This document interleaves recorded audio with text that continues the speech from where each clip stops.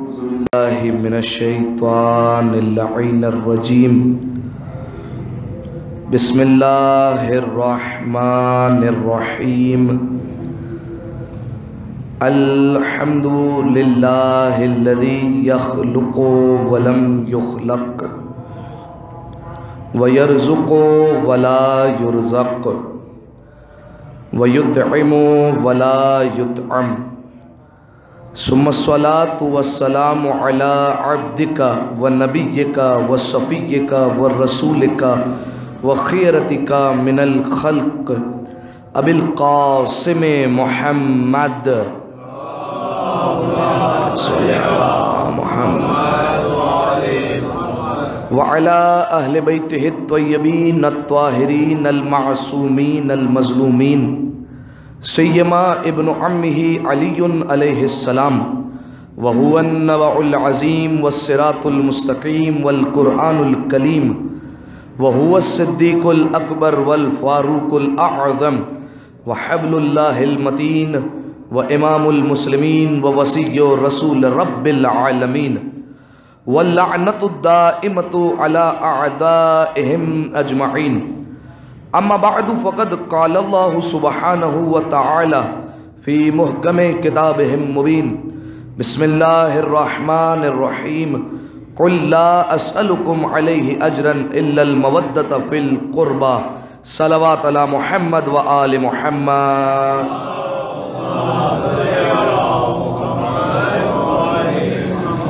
روایت کے یہ جملے ہیں کہ جب پیغمبر اکرم معراج پر تشریف لے گئے تو آپ جانتے ہیں پیغمبر اکرم نے معراج پر کئی مشاہدات کیے ہیں، کئی چیزیں، کئی مناظر پیغمبر اکرم نے دیکھے.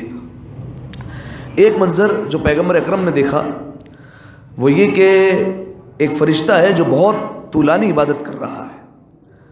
تو جبرائیل سے پوچھا کہ اے جبرائیل، یہ فرشتہ کیسی عبادت کرتا ہے؟ میں کب سے دیکھ رہا ہوں یہ اس کا قیام جاری ہے، اس کا رکوع جاری ہے، یہ مسلسل عبادت کیے جا رہا ہے. تو اب یہ ہم اور آپ کا عقیدہ ہے کہ بہرحال رسول اللہ تو ہر چیز کے جاننے والے ہیں، لیکن جبرائیل سے سوال صرف اور صرف اس لیے کیا جا رہا ہے تاکہ ایک روایت بنے اور ہم تک پہنچے. لہٰذا پوچھا جبرائیل یہ کیسی عبادت ہے، یہ بہت طولانی عبادت کر رہا ہے.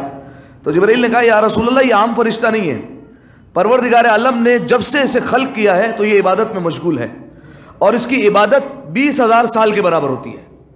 1-2 سال نہیں، 20,000 سال کے برابر اس کی پوری عبادت ہوا کرتی ہے.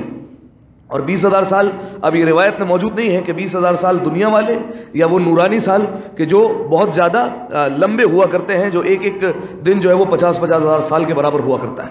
اب نہ جانے کون سا سال ہے، لیکن دیکھا 20,000 سال کی وہ عبادت کرتا ہے، جس میں سے 5,000 سال اس کا صرف قیام ہے، 5,000 سال کا صرف رکوع، 5,000 سال کا صرف سجدہ، اور 5,000 سال کا تشہد. اس طریقے سے یہ نماز بن جاتی ہے 20,000 سال کی. پیغمبر اکرم نے فرمایا اے جبرائیل پھر یہ کیا کرتا ہے؟ کہا یا رسول اللہ پھر 20,000 سال کی جب عبادت اس کی مکمل ہو جاتی ہے تو اس ثواب کو یہ ہدیہ کر دیتا ہے آپ کی امت کو، اور آپ کی امت کے لیے استغفار کیا کرتا ہے. پیغمبر اکرم نے بڑا عجیب جملہ کہا. دیکھیے ہونا یہ چاہیے تھا کہ اگر آپ کو کوئی تحفہ دے، اگر آپ کو بتایا جائے کہ بالفرض آپ کے فلاں رشتہ دار کو، آپ کے بیٹے کو یہ تحفہ دیا جا رہا ہے، تو آپ سامنے سے کہیں گے ماشاءاللہ پروردگار عالم آپ کی توفیقات میں اضافہ فرمائے، بہت خوب، سبحان اللہ، کیا بات ہے. لیکن پیغمبر اکرم نے یہ سب نہیں کہا، ماشاءاللہ سبحان اللہ یہ نہیں کہا کہ پروردگار عالم کا یہ کرم ہے کہ فرشتے کو خلق فرمایا جو میری امت کو ہدیہ کرتا ہے. نہیں، ایسے کوئی الفاظ نہیں روایت میں. پیغمبر اکرم نے بڑا عجیب جملہ فرمایا اے جبرائیل کیا میری امت اس کی عبادت کے ثواب کی محتاج ہے؟ سنو اے جبرائیل، اگر میری امت میں سے کچھ افراد ایک جگہ پر جمع ہو جائے اور ہم محمد و آل محمد پر ایک مرتبہ درود بھیج دے تو پروردگار عالم اس فرشتے سے زیادہ ثواب انہیں عطا کر دیا کرتا ہے. صلی علی محمد و آل محمد. اس سے بہتر صلوات جناب زینب سلام اللہ علیہ کی خوشنودی کے لیے پڑھ دیجئے مل کر باواز محمد و آل. سامعین محترم، انتہائی اختصار کے ساتھ گفتگو کرنی ہے، اور آپ کے سامنے جس آیہ مجیدہ کو بطور سرنامہ سخن پیش کیا اس کا تعلق سورہ مبارکہ شورا سے ہے. شہرہ آفاق آیت ہے، مشہور و معروف آیت ہے، اور اس آیت کو آیہ مودت کے نام سے موسوم کیا جاتا ہے. ہر آیت کا کوئی نہ کوئی نام ہوا کرتا ہے، ہر آیت کا نہیں، کچھ آیتوں کے نام ہوا کرتے ہیں، جیسے سوروں کے نام ہیں ویسے کچھ آیتوں کے نام بھی ہے، آیہ ولایت، آیہ تطہیر، بالکل اسی طریقے سے اس آیت کا نام ہے آیہ مودت۔ اس کو پیش کرنے کا مقصد یہ ہے کہ اس کا تعلق براہ راست جناب زینب سلام اللہ علیہا سے ہے، ٹھیک ہے۔ ایک تو ہوتا ہے کہ اہل بیت علیہ السلام میں آ گئی لہٰذا مودت ان سے بھی کرنی ہے، لیکن نہیں، براہ راست جناب زینب سلام اللہ علیہا سے تعلق ہے۔ ترجمے کے بعد میں آپ کے سامنے پیش کرتا ہوں۔ آپ جانتے ہیں ارشاد رب العزت ہوتا ہے قل لا اسألکم علیہ اجرا الا المودۃ فی القربى، اے میرے حبیب ان سے کہہ دیجئے کہ ہم آپ سے کوئی اجر رسالت نہیں چاہتے، کوئی اجرت نہیں چاہیے، الا المودۃ فی القربى، مگر یہ کہ ہمارے قرابت داروں سے مودت کرو، ٹھیک ہے۔ اس آیت کے شروع میں ہے لفظ قل۔ آپ افراد الحمدللہ مجالس سنتے رہتے ہیں اور یہ بات جانتے ہیں کہ لفظ قل کا کیا مطلب ہے۔ لفظ قل کا مطلب ہے کہہ دیجئے، کہہ دو، ٹھیک ہے۔ آپ مجھے بتائیے قرآن مجید میں کل کتنی آیات ہیں؟ کتنی آیت ہے کل؟ 6000۔ اچھا یہ بھی یہاں پر جو ہے وہ میں آپ کی اصلاح کر دوں، 6666 آیتیں نہیں ہیں، ٹھیک ہے۔ آیتوں کی تعداد 6236 ہے۔ اگر تجربہ کرنا ہو، میں کر چکا ہوں اس لیے آپ کو کہہ رہا ہوں، آپ پہلے سورے سے شروع کیجئے گا، سورہ الحمد سے، اور ہر سورے کی اختتامی آیت دیکھیے گا کہ کتنی آیت ہیں۔ بالکل سورہ الحمد میں اتنی ہیں، سورہ بقرہ میں 286 ہیں، پھر جو ہے وہ سورہ آل عمران میں 200 ہیں، اور اس طریقے سے ٹوٹل کیجئے گا، آخر میں جو نتیجہ آئے گا وہ 6236 کے برابر آئے گا۔ یہ جو مشہور اور معروف قول ہے 6666 کا، یہ اہل سنت کے یہاں پر ہے، ہمارے یہاں یہ قول نہیں ہے۔ وہ مانتے ہیں کہ 6666 ہے، ہمارے یہاں 6236 آیتیں ہیں۔ تو پھر آپ کے ذہن میں ابھی ایک سوال آنا چاہیے واجبی طور پر کہ جب دونوں کو قرآن ایک ہے، دونوں کا رسول اللہ ایک ہے، رسول اللہ پر ایک ہی مرتبہ آیتیں نازل ہوئی ہیں جتنی آیتیں نازل ہوئی ہیں، تو پھر آیتوں کی تعداد میں اختلاف کیوں ہے؟ نہ تو ایسا ہوا کہ کوئی بکری آئی ہے جس نے آیتیں کھا لی ہیں، نہ ایسا ہوا کوئی پارے کھا گئی ہے، آیتیں تو اتنی کی اتنی نازل ہوئی ہے، 6236 ہے، لیکن ہم 6236 مان رہے ہیں، وہ 6666 مان رہے ہیں۔ تو سامعین محترم دو قول ہیں، ایک قول کوفیوں کا ہے اور ایک قول جو ہے وہ مسلک اہل تشیع والوں کا ہے۔ کوفی کیا کہتے ہیں کہ جہاں پر قرآن مجید میں طوا آتا ہے، جہاں پر وقف کرنا ہوتا ہے، وہ بھی اسے ایک آیت شمار کرتے ہیں۔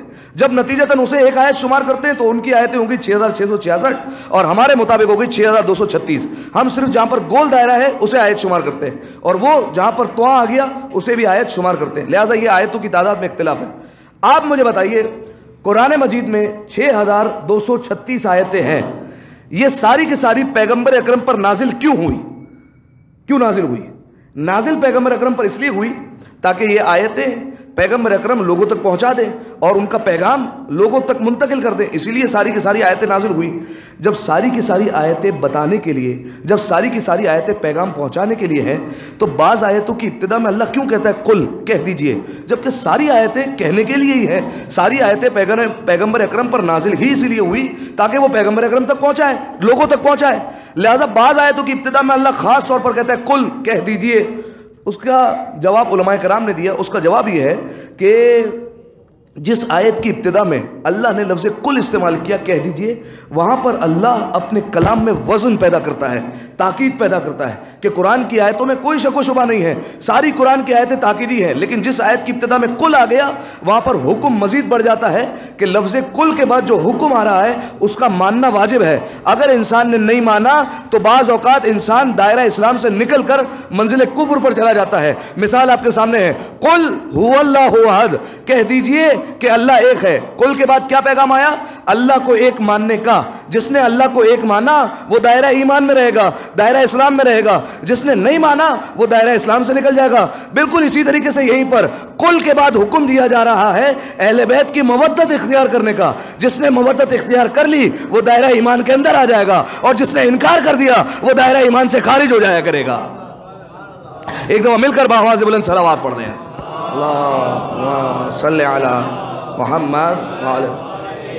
یہ علت ہے کہ بعض اوقات پروردگار عالم نے قرآن کی کچھ آیتوں کی ابتدا میں، آغاز میں لفظ قل کا استعمال کیا، ٹھیک ہے۔ اچھا اس آیت میں ایک لفظ استعمال ہوا مودت۔ دیکھیں دو چیزیں ہیں، ایک ہے محبت، ایک ہے مودت، دونوں میں فرق ہے، ٹھیک ہے۔ ہمارے ہاں دونوں کو ایک شمار کیا جاتا ہے اردو زبان کے لحاظ سے، کیونکہ ظاہر ہے اردو زبان میں اتنی وسعت نہیں ہے، لہٰذا جو ہے وہ ایک ہی مطلب ہے۔ آیت کا آپ نے ترجمہ سنا ہوگا، کچھ افراد ایسے کرتے ہیں، ترجمہ غلط نہیں ہے لیکن عربی میں دونوں میں فرق ہے۔ اردو میں ترجمہ کر دیا جاتا ہے، اے میرے حبیب ان سے کہہ دیجئے ہم آپ سے کوئی اجرت نہیں مانگتے مگر یہ کہ ہمارے اقربا سے محبت اختیار کرو۔ ترجمہ یہ بھی صحیح ہے، لیکن زیادہ اچھا ترجمہ مودت کا مودت ہی ہے، اور اردو زبان میں اس کا کوئی متبادل لفظ نہیں ہے جو یہاں پر استعمال کیا جائے، لہٰذا مودت میں اور محبت میں فرق ہے۔ اس کا فرق پہلا بیان کیا علامہ اظہر حسن زیدی صاحب نے، وہ فرق بیان کرتے ہیں، آپ سماعت فرمائیے گا، وہ ایک جملے میں فرق بیان کرتے ہیں، وہ کہتے ہیں محبت اور مودت میں فرق یہ ہے کہ محبت ہو جاتی ہے، مودت کی جاتی ہے۔ ایک جملے میں بالکل مکمل فرق بیان کر دیا، محبت ہو جاتی ہے، مودت کی جاتی ہے۔ ہونے والی چیزیں کسی سے بھی ہو گئی، کسی کالے سے ہو گئی، کسی گورے سے ہو گئی۔ آپ نے کبھی سنا ہے کہ جب ایک گھر میں کوئی بچہ پیدا ہو تو ماں یہ کہے اب میں اس سے محبت کروں گی؟ نہیں، کرنے والا فعل نہیں ہے، ماں کو محبت اس سے ہوتی ہے، والدین کو اس سے پہلے سے ہی محبت ہوتی ہے، تو محبت خود بخود ہو جانے والی چیز ہے۔ لیکن مودت انسان خود بخود نہیں کرتا، مودت اختیاری شے ہے، انسان اپنے اختیار سے جاتا ہے۔ اور آپ جانتے ہیں جس چیز کی طرف انسان خود اپنے اختیار سے جائے گا تو انسان ہمیشہ چاہے گا کہ وہ کمال کی طرف جائے۔ آپ دیکھیں ہر فرد کے نزدیک کمال کا معیار الگ الگ ہوتا ہے۔ کسی فرد کے نزدیک معیار ہوتا ہے کمال کا علم، تو آپ ان افراد کو دیکھیں گے وہ علماء کے ساتھ اور جو علم دوست افراد ہیں جو کتابوں سے دوستی رکھتے ہیں ان کے ساتھ اٹھتے بیٹھتے نظر آئیں گے۔ کچھ افراد ایسے ہوتے ہیں جو سخی لوگوں سے جو ہے وہ دوستی رکھنا چاہتے ہیں کیونکہ ان کے نزدیک معیار کیا ہے؟ سخاوت ہے۔ کچھ لوگوں کے نزدیک معیار جو ہے وہ شجاعت ہے، کچھ لوگوں کے نزدیک معیار نفاق ہے، لہٰذا یہ سارے کے سارے انفاق ہے، لہٰذا یہ سارے کے سارے معیارات ہر فرد کے اپنے اپنے ہیں۔ تو جس کا جو کمال ہوتا ہے وہ اسی کے ساتھ جڑ جایا کرتا ہے۔ علم کا کمال الگ ہوتا ہے، شجاعت کا کمال الگ ہوتا ہے، لیکن پروردگار عالم نے عجیب انتظام کیا کہ کہاں الگ الگ در کی ٹھوکریں کھاتے رہو گے، علم کے لیے الگ جاؤ گے، شجاعت کے لیے الگ جاؤ گے، میں ایک ہی دروازے پر جمع کر دیتا ہوں، دروازے فاطمہ پر چلے جانا، یا علم بھی کمال پر ملے گا، شجاعت بھی کمال پر ملے گی، سخاوت بھی کمال پر ملے گی، گویا کہ ہر صفت اپنی منزل معراج پر نظر آیا کرے گی، ہر صفت اپنی منزل معراج پر۔ علم کا کمال دیکھیے کہ یہاں کا ہر فرد دعوی سلونی کرتا ہوا نظر آئے گا، لیکن کبھی سامنے سے یہ نہیں کہے گا کہ میں جواب معلوم کر کے بتاؤں گا، ہمیشہ پہلے سے ہی جانتا ہے۔ سخاوت کا یہ کمال ہے کہ زمین والے تو کیا آسمان والے بھی ان کی سخاوت سے متاثر ہے، آتے ہیں آیت دے کر جاتے ہیں، روٹیاں لے کر چلے جایا کرتے ہیں۔ شجاعت کا یہ کمال ہے کہ ان کا بچہ بھی کبھی میدان جنگ سے فرار اختیار نہیں کرتا۔ یہ سارے کے سارے کمالات ہیں جو اہل بیت علیہ السلام کے در سے جڑے ہوئے ہیں، لہٰذا یہ پہلا بنیادی فرق ہو گیا محبت اور مودت میں کہ محبت جبری ہے، مودت اختیاری ہے، محبت ہو جاتی ہے، مودت کی جاتی ہے۔ دوسرا فرق جو علماء نے بیان کیا وہ یہ کہ محبت میں عملی طور پر اظہار لازم نہیں ہوتا، لیکن مودت میں اظہار لازم ہوتا ہے۔ اگر کوئی کہے کہ میں فلاں ہستیوں سے مودت کرتا ہوں اور صرف وہ مودت صرف کیا ہو کہ ان سے محبت رکھ رہا ہے اور ان کے دشمنوں سے بیزاری کر رہا ہے لیکن عمل نہیں ہے، تو پھر یہ مودت نہیں ہے، محبت کہلائے گی۔ کیوں؟ محبت میں صرف یہ دو چیزیں ہوتی ہیں لیکن عملی اظہار نہیں ہوتا، مودت میں عملی اظہار بھی شامل ہوتا ہے۔ اسی لیے چھٹے امام جعفر صادق علیہ الصلوۃ والسلام اللہم صلی علی محمد وعلی محمد، مولا نے فرما دیا تھا خلق شیعتنا من فاضل طینتنا، ہمارے شیعوں کو ہماری بچی ہوئی طینت سے خلق کیا گیا ہے۔ مولا کیا ہوگا؟ فما یفرحون لفرحنا ویحزنون لحزننا، جب ہم خوش ہوں گے تو وہ بھی خوش ہوں گے، جب ہم غمگین ہوں گے تو وہ بھی غمگین ہوں گے۔ یہ مودت کا عملی اظہار ہے جو آپ یہاں پر جناب زینب سلام اللہ علیہ کے جشن میں بیٹھے ہوئے ہیں۔ ایک دفعہ صلوات پڑھتے مل کر بآواز بلند، اللہم صلی علی محمد وآلہ۔ سامعین محترم، میں نے ابتدا میں کہا اس آیت کا تعلق براہ راست جناب زینب سے ہے۔ اب کیا تعلق ہے؟ آپ جانتے ہیں یہ آیت کب نازل ہوئی ہے، یعنی اس آیت کا پس منظر کیا ہے؟ اس آیت کا پس منظر یہی ہے کہ کچھ لوگ رسول اللہ کی خدمت میں آتے ہیں اور رسول اللہ سے کہتے ہیں یا رسول اللہ ہم بت پرست تھے، آپ نے ہمیں جو ہے وہ معبود پرست بنایا، آپ نے بتایا کہ حقیقی معبود کون ہے، آپ نے ہمیں جو ہے وہ دین کی تعلیمات دی، آپ نے ہمیں حلال و حرام بتائے، آپ نے ساری تعلیمات ہمیں فراہم کر دی، لہذا ہم چاہتے ہیں آپ ہم سے کوئی اجرت لے لیں۔ آپ جس فصل پر ہاتھ رکھیں گے اشارہ کریں گے وہ فصل آپ کی، جس مکان کی طرف اشارہ کریں گے وہ مکان آپ کے حوالے کر دیں گے، جتنا سونا کہیں جتنا چاندی کہیں ہم سب آپ کو دینے کے لیے تیار ہیں۔ یہ دولت کا روب کسے دکھایا جا رہا ہے؟ یہ دولت کا روب فاطمہ کے بابا کو دکھایا جا رہا ہے، جس کے اختیار میں کائنات ہے اسے دولت کا روب دکھایا جا رہا ہے۔ پیغمبر اکرم آپ جانتے ہیں کوئی کلام از خود کرتے نہیں ہیں، خاموش ہو گئے، جبرائیل نازل ہوئے اور کہنے لگے یا رسول اللہ قل، ان سے کہیے لا اسألکم علیہ اجرا، کوئی اجرت نہیں چاہیے، نہ کوئی اجر چاہیے، الا المودۃ فی القربہ، ہاں یہ کہ ہمارے اقربا سے مودت اختیار کر لو۔ یہ ایک گروہ تھا جو رسول اللہ کی خدمت میں آیا، کیوں کہ جو آپ نے تعلیمات پہنچائی اس کا بدلہ لے لیجئے۔ ایک اور گروہ آیا، وہ کہنے لگا یا رسول اللہ جہاں آپ کے احسانات ہیں، ہم یہ مانتے ہیں کہ آپ نے ہم پر بہت احسانات کیے ہیں، وہاں پر یہ بھی بات طے شدہ ہے کہ آپ کی زوجہ جناب ختیجہ کے بھی ہم پر بہت احسانات ہیں، جناب ختیجہ کے بہت زیادہ احسانات ہیں۔ آپ جانتے ہیں جناب ختیجہ کے پاس بہت زیادہ دولت تھی، سید التجار کہا جاتا تھا ان کو، یعنی تجارت کرنے والوں کی سردار، یعنی ایک ہوتا ہے کہ مارکیٹ ریٹ کون طے کرے گا، وہ جناب ختیجہ سلام اللہ علیہا کے مطابق طے ہوا کرتا تھا کہ یہ چیز مارکیٹ میں کتنے کی ہوگی، اور اس طریقے سے شہزادی کا تجارت کا نظام چلا کرتا تھا۔ تو جناب ختیجہ نے سارا کے سارا سونا، ساری کی ساری دولت کس پر نثار کر دی؟ رسول اللہ پر نثار کر دی، سب دین کی راہ میں خرچ کر دی۔ اور آپ جانتے ہیں کہ جب جناب ختیجہ کا عقد ہوا تھا تو عورتوں نے یہی طعنہ دیا تھا جناب ختیجہ کو کہ بڑے بڑے عرب کے رشتے آپ کے پاس آئے، لیکن آپ نے سب کا انکار کر دیا، اور آپ نے نکاح کیا بھی تو کس سے کیا؟ ایک مفلس سے، ایک یتیم سے نکاح کر لیا آپ نے۔ آپ کو بہت اچھے رشتے مل جاتے، آپ کے بابا تو وہ ہیں جناب خویلد، آپ کے بابا تو وہ ہیں کہ جن کی پگ آسمان کو چھوا کرتی تھی، آپ کا خاندان اتنا بلند ہے، لیکن آپ نے نکاح کس سے کیا ہے؟ محمد سے، جو یتیم ہے، ناچار ہے، مفلس ہے، ان سے نکاح کیا آپ نے۔ تو جناب ختیجہ نے اس وقت بہت خوبصورت جواب دیا، کہا تم نے بالکل ٹھیک فرمایا، میرا بابا وہ ہے کہ جس کی پگ آسمان کو چھوا کرتی ہے، لیکن میرا شوہر وہ ہے کہ جس کی جوتیاں پردہ معراج میں چلی جایا کرتی ہیں۔ ایک دفعہ صلوات پڑھ دے مل کر بآواز بلند، اللہم صلی علی محمد وآل محمد۔ لہٰذا جب لوگوں نے کہا کہ یا رسول اللہ آپ کی زوجہ کے بھی احسانات ہیں، ہم اس کا بھی بدلہ دینا چاہتے ہیں، لیکن کیا کریں، آپ کی زوجہ تو اس وقت دنیا میں ہے نہیں، وہ تو پردہ فرما گئی ہے، تو اب ہم ان احسانات کا بدلہ کیسے اتاریں؟ کیا ان احسانات کا بدلہ آپ ہی کو دے دیں؟ تو رسول اللہ نے کہا نہیں، انتظار کرو، ایک وقت آئے گا جب میں تمہیں خود بتاؤں گا کہ حق کیسے ادا کرنا ہے۔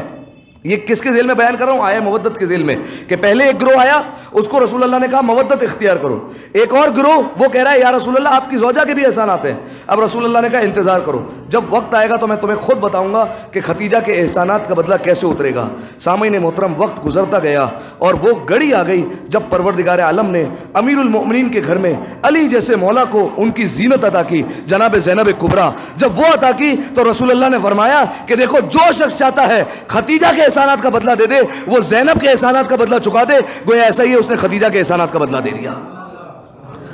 آپ جانتے ہیں جب جناب زینب سلام اللہ علیہ کی ولادت ہوئی تو دو روایتیں ہمارے پاس، ایک یکم شعبان 5 ہجری یا 6 ہجری، اور ایک ہے 5 جمادی الاولیٰ 5 ہجری یا 6 ہجری، اس میں جناب زینب کی ولادت ہوئی۔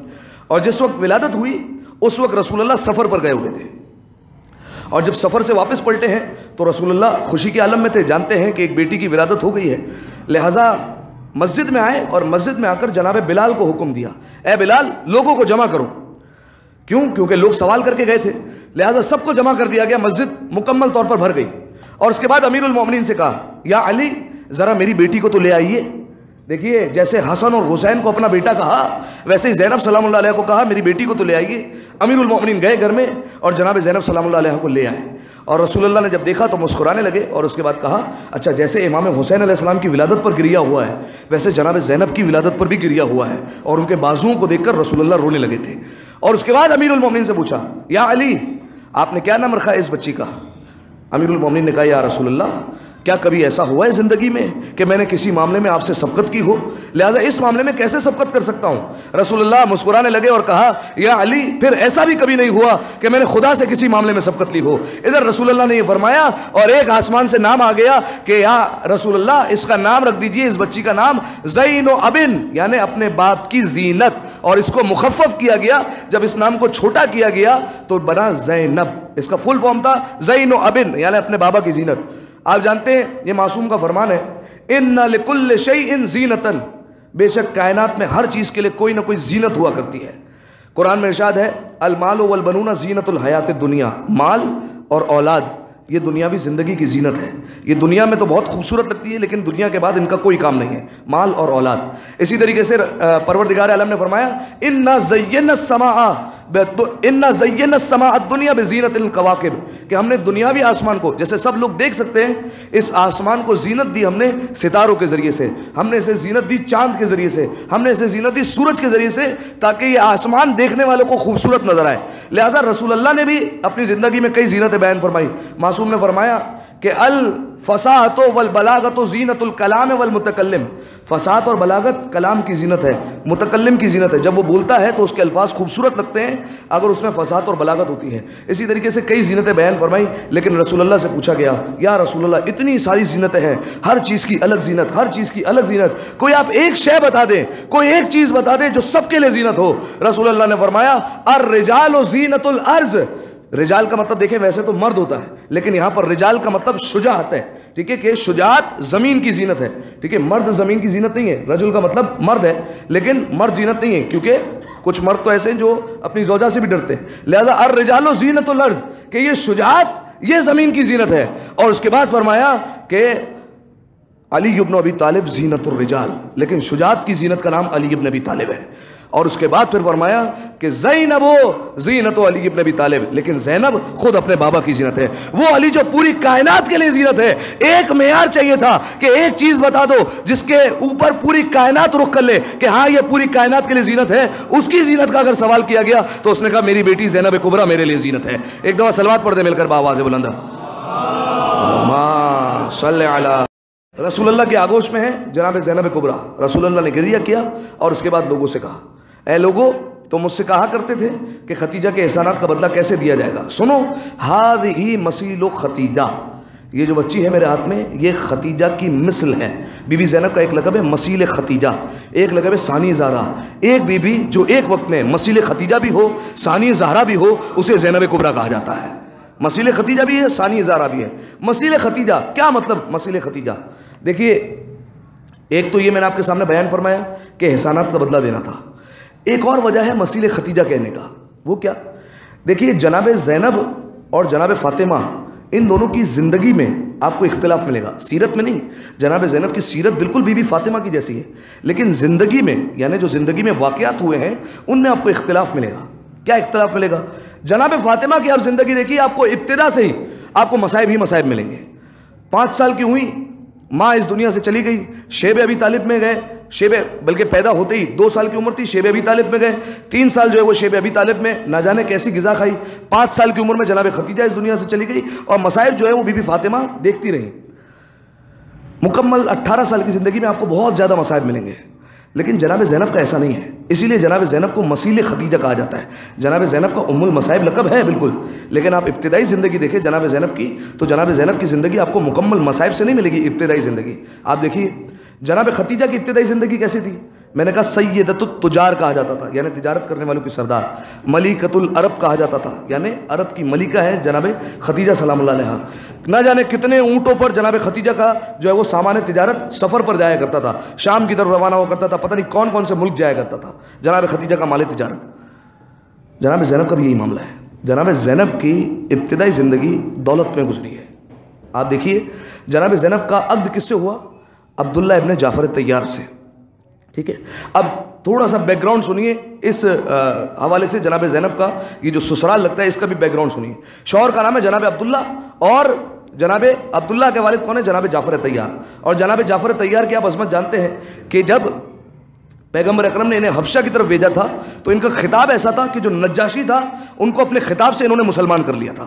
اور اس وقت کون سا مارکا چل رہا تھا؟ مارکا خیبر چل رہا تھا. جنگ خیبر اس وقت ہو رہی تھی.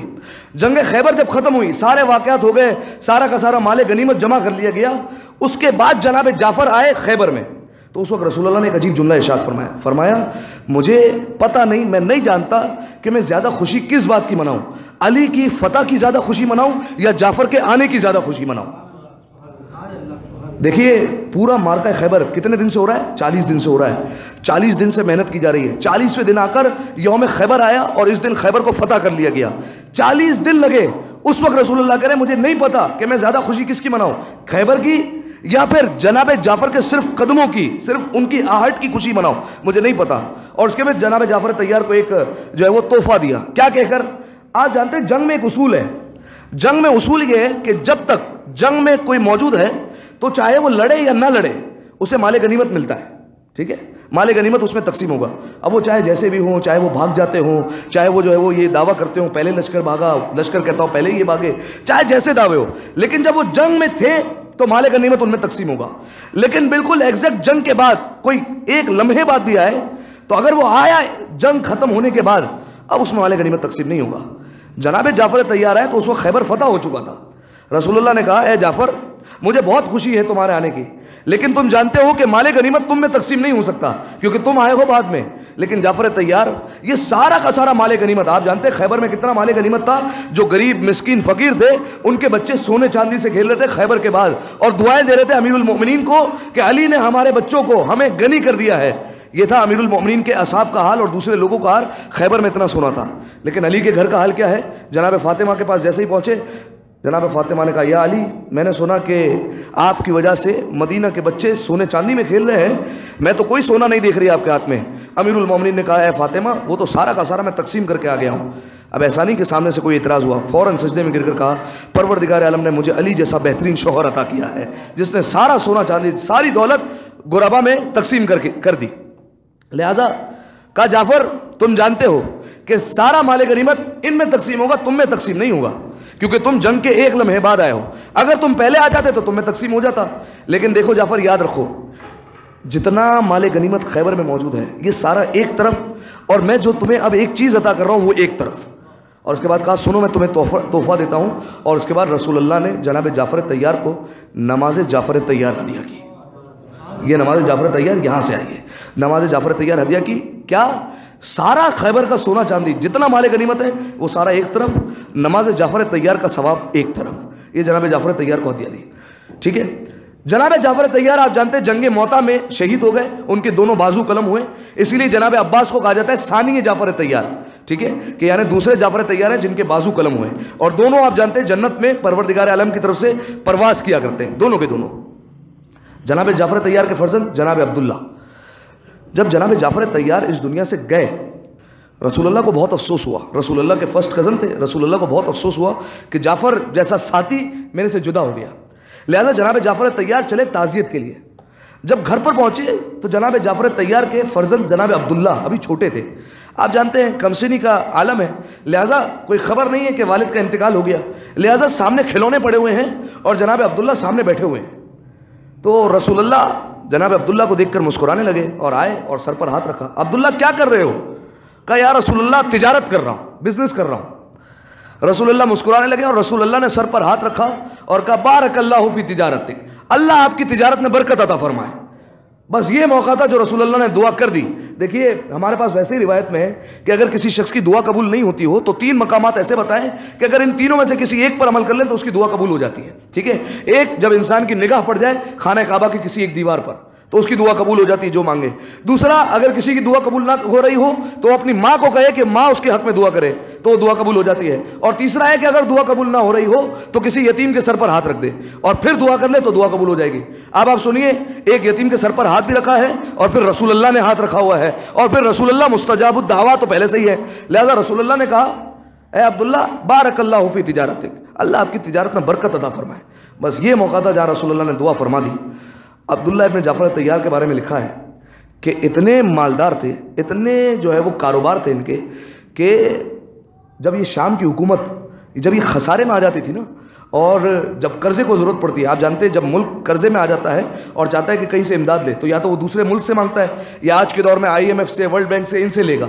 لیکن اس دور میں اگر حکومت خسارے میں آ جاتی تھی پوری حکومت تو ایک عبداللہ ابن جعفر طیار سے قرضہ لے کر حکومت کو مینج کرایا کرتی تھی.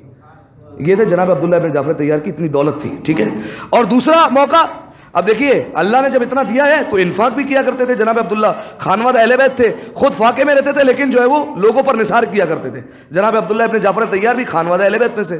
لہٰذا اس زمانے میں ایک اور چیز تھی. آپ جانتے ہیں کہ جب دولت پر آج بھی جھگڑا ہوتا ہے ویسے اس دور میں بھی ہوتا تھا. کبھی میراث کو لے کر جھگڑا ہوتا تھا کہ مجھے میراث اتنی ملے گی، تمہیں میراث اتنی ملے گی. کبھی کاروبار میں 2 پارٹنرز کے درمیان جھگڑا ہو جاتا ہے کہ بھائی تم نے میرا شیئر نہیں دیا اور میں نے جو ہے وہ اتنی محنت کی تھی، میرا شیئر اتنا بننا چاہیے تھا. اس طریقے سے جو ہے وہ جھگڑے ہوتے رہتے ہیں. اس زمانے میں بھی جب جھگڑے ہوتے تھے نا، سنیے، جب اس طریقے سے جھگڑے ہوتے تھے دولت کے اوپر بالفرض ایک مثال کے طور پر ایک شخص کہتا ہے مجھے تم سے اتنے پیسے لینے تھے لیکن تم نے نہیں دیے، دوسرا کہتا تھا میں نے دے دیے، اور جھگڑا بڑھتا جاتا تھا. تو وہ جھگڑا کس بات پر اختتام ہوتا تھا جانتے؟ جھگڑا اس بات پر ختم ہوتا تھا کہ سامنے والا کہتے تھا، جس کو دینے ہوتے تھے وہ کہہ دیتا تھا ٹھیک ہے میرے نام سے جا کر عبداللہ ابن جعفر طیار سے لے لینا. بس اگر سامنے سے یہ کہہ دیا تو گویا کلین چٹ مل گئی کہ عبداللہ ابن جعفر طیار تو دے ہی دیں گے، لہٰذا بس یہ کہہ دیا جملہ تو وہاں پر جھگڑا ختم ہو جایا کرتا تھا. اور عبداللہ ابن جعفر طیار اس بندے کو جانتے ہو یا نہ جانتے ہو، جتنا قرضہ ہو جتنی میراث ہو، بس کہہ دیا جائے کہ فلاں بندے نے آپ کے پاس بھیجا ہے تاکہ آپ میری مدد فرمائیں. جناب عبداللہ ابن جعفر طیار اتنی دولت اسے عطا کر دیا کرتے تھے. یہ ہے عبداللہ ابن جعفر طیار کی دولت. ایک دفعہ صلوات پڑھیں مل کر بآواز بلند، اللہم صلی علی.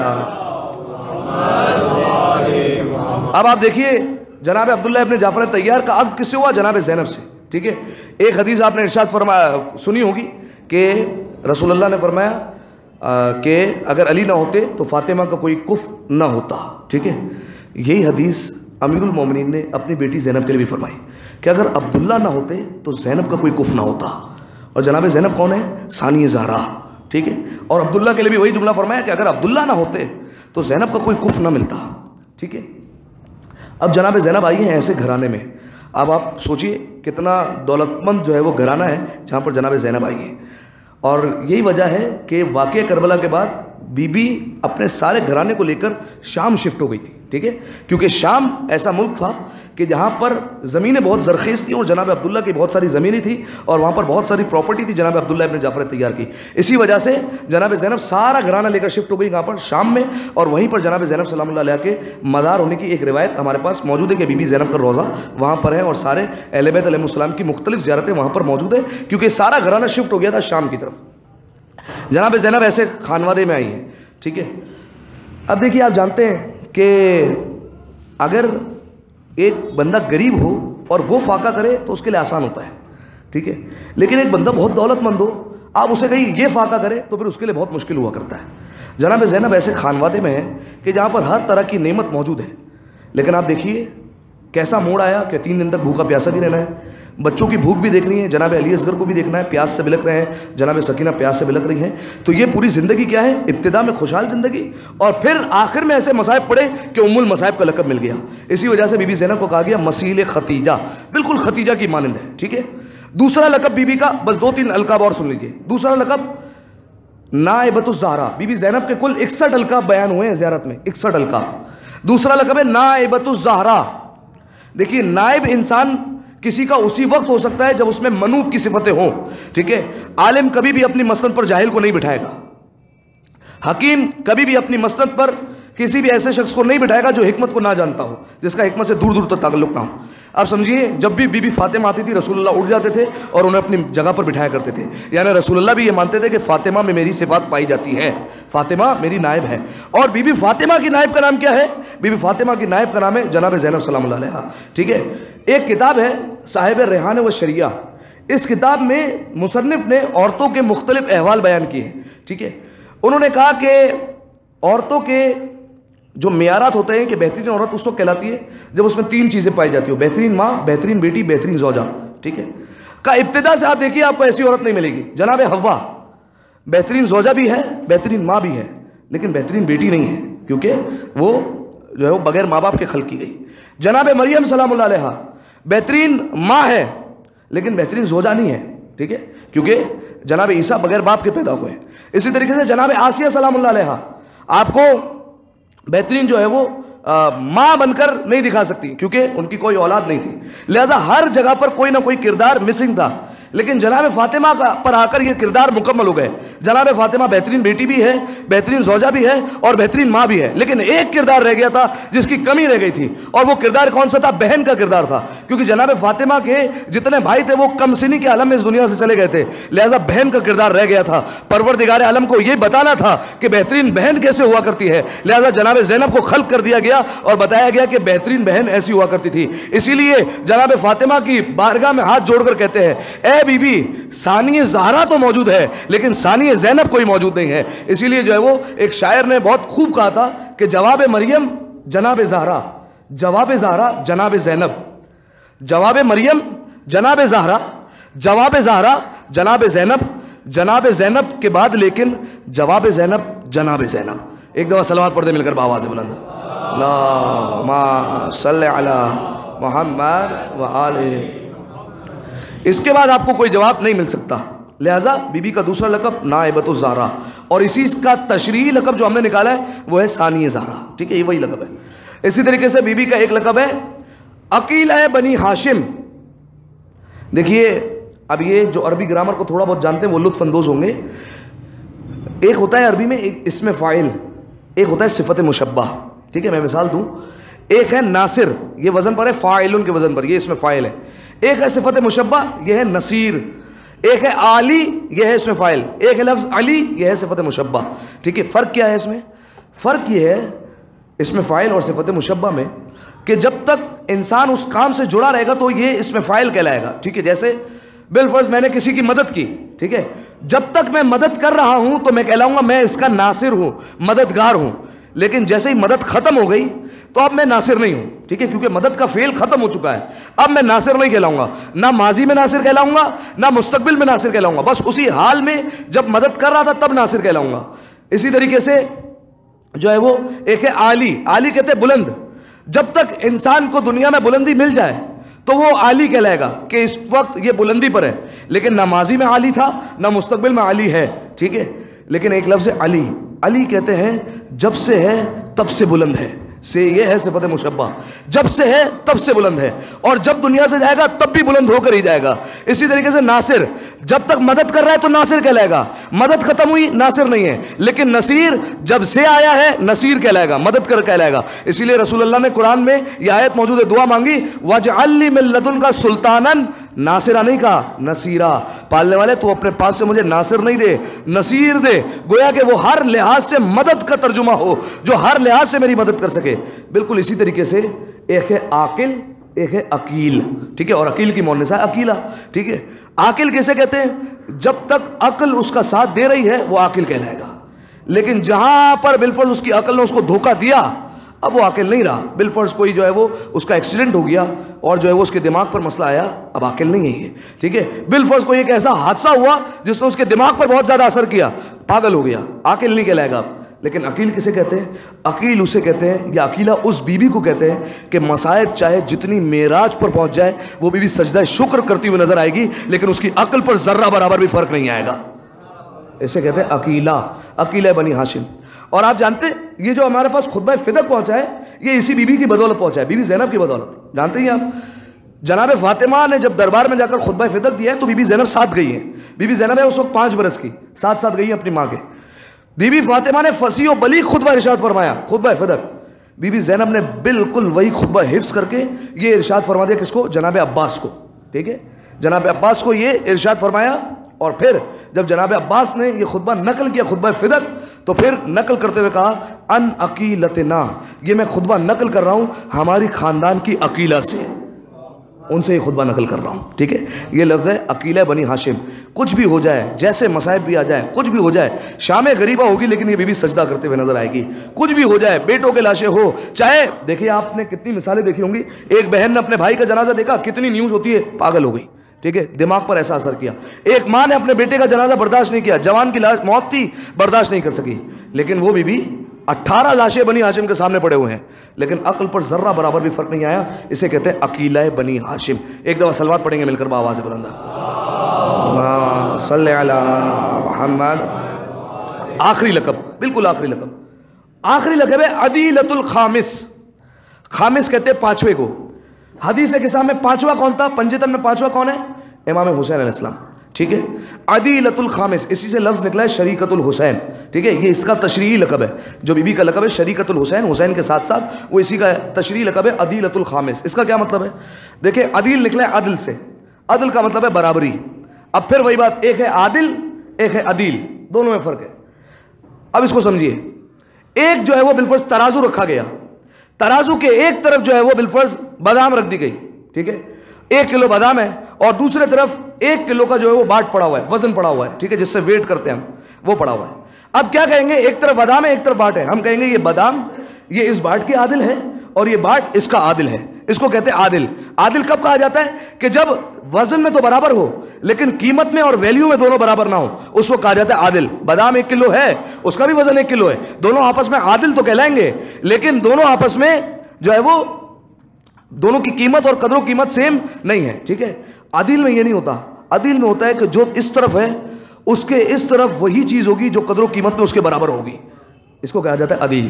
ٹھیک ہے, جناب زینب کو یہ نہیں کہا گیا کہ عادلۃ الحسین, کہ حسین کی عادلہ ہے, یعنی حسین کے برابر وزن میں نہیں ہے. عدیلۃ الحسین, جو وزن حسین کا ہے, جو قدر و قیمت حسین کی ہے, وہی قدر و قیمت جناب زینب سلام اللہ علیہا کی ہے.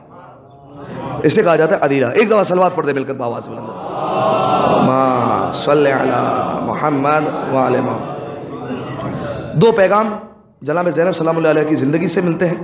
آپ دیکھیے جناب زینب سلام اللہ علیہ نے پوری زندگی میں جتنے مصائب دیکھیں, شام تک کے مصائب آپ دیکھ لیجئے, بی بی آپ کو 2 چیزوں پر کبھی بھی کمپرومائز کرتی ہوئی نظر نہیں آئے گی. ٹھیک ہے, جوان چلے گئے, جناب علی اصغر کی پیاس ہے, جناب سکینہ کی پیاس ہے, بے ردا ہے, 2 چیزوں پر بی بی نے کبھی کمپرومائز نہیں کیا. ایک حلال اور حرام پر کبھی بھی کمپرومائز نہیں کیا. آپ دیکھ لیں حلال اور حرام پر کبھی بھی کمپرومائز نہیں ملے گا آپ کو بی بی کا, کہ چلو ہم اتنی سختی میں ہیں تو یہ کام بھی ہمارے لیے جائز ہو جائے گا. نہیں, کبھی آپ کو نہیں ملے گا کہ بی بی نے حلال اور حرام پر کمپرومائز کیا ہو. آپ دیکھیے شام غریبہ ہے, خیمے جل رہے ہیں, بیویاں ساری کی ساری آ گئی جناب زینب کے پاس, اے شہزادی کیا حکم ہے, خیمے میں جل کر مر جائیں یا باہر نکل آئیں؟ جناب زینب سلام اللہ علیہ نے کہا نہیں, جان بچانا واجب ہے. لیکن پہلے فوراً جواب نہیں دیا بلکہ سارے کے سارے آئے امام سجاد کے پاس, اور امام سجاد سے آ کر کہا کہ آپ ہمارے زمانے کے امام ہیں, آپ بتائیے کہ کیا خیمے میں جل کر مر جائیں یا خیمے سے باہر آ جائیں؟ تو اس وقت امام سجاد نے کہا پھوپھی اماں انت عالمۃ غیر معلمہ, پھوپھی اماں آپ تو عالمہ غیر معلمہ, آپ تو جانتی ہیں. لیکن جناب زینب نے کہا آپ وقت کے امام ہیں, درس بھی دیا کہ حجت خدا سے پوچھنا ہے. حجت خدا نے کہا نہیں, جان بچانا واجب ہے. جناب زینب سلام اللہ علیہ باہر آ گئی. ٹھیک ہے, حلال اور حرام پر آپ کو کبھی کمپرومائز ملے گا. اور دوسری چیز جس پر کوئی کمپرومائز نہیں ہے وہ ہے عزاداری امام حسین. کوئی کمپرومائز نہیں ملے گا. جا کر دیکھ لیجئے شام میں کہیں آپ کو نہیں ملے گا کہ بی بی زینب نے کہا 2 گھونٹ لا کر پانی پلا دو. بیٹھ کر نماز پڑھیں گی, امام سجاد پوچھیں گے پھوپھی اماں کیا بات ہے؟ کہا کھانا اتنا کم آتا ہے, پانی اتنا کم آتا ہے کہ پیروں میں جان نہیں ہے, بیٹھ کر نماز پڑھ رہی ہوں. لیکن عزاداری کے معاملے میں کوئی کمپرومائز نہیں. یزید رہا کر رہا ہے, رہائی نہیں چاہیے ہمیں. کیوں؟ 3 مطالبات ہیں ہمارے, ان میں سے ایک مطالبہ کیا ہے؟ ایک ایسا گھر ملے گا جہاں ہم حسین کا ماتم کریں گے, حسین پر آنسو بہائیں گے. عزاداری پر کوئی کمپرومائز نہیں ملے گا. آپ دیکھ لیجئے پورے راستہ جہاں بھی بی بی نے دیکھا کہ جہاں موقع ملے عزاداری کرنے کا, بی بی نے وہاں پر عزاداری برپا کی ہے. ایک دفعہ صلوات پڑھ دے مل کر باواز بلند, اللہم صلی علی محمد. آخر میں دعا کرتے ہیں پروردگار عالم سے, پروردگار ہماری اس عبادت کو اپنی بارگاہ میں قبول فرما, تمام گناہ صغیرہ اور کبیرہ کو معاف فرما, سیرت جناب زینب سلام اللہ علیہ پر عمل کرنے کی توفیق عطا فرما. جو پیغام بی بی زینب سلام اللہ علیہ کی زندگی سے ہمیں ملتے ہیں ان پیغامات پر عمل کرنے کی توفیق عطا فرما, بہترین عزادار بننے کی توفیق عطا فرما. دعا ہے پروردگار عالم سے جنت البقیع کے تعمیر کے اسباب جلد از جلد مہیا فرما, تمام مقامات مقدسہ کی حفاظت فرما, تمام مقامات مقدسہ کی زیارت نصیب فرما, زمانے کے امام کے ظہور میں تعجیل فرما, ہمیں ان کے اعوان و انصار میں شمار فرما. ان تمام دعاؤں کی قبولیت کے لیے مل کر بآواز بلند صلوات پڑھ دیں, اللہم صلی علی محمد و آل محمد.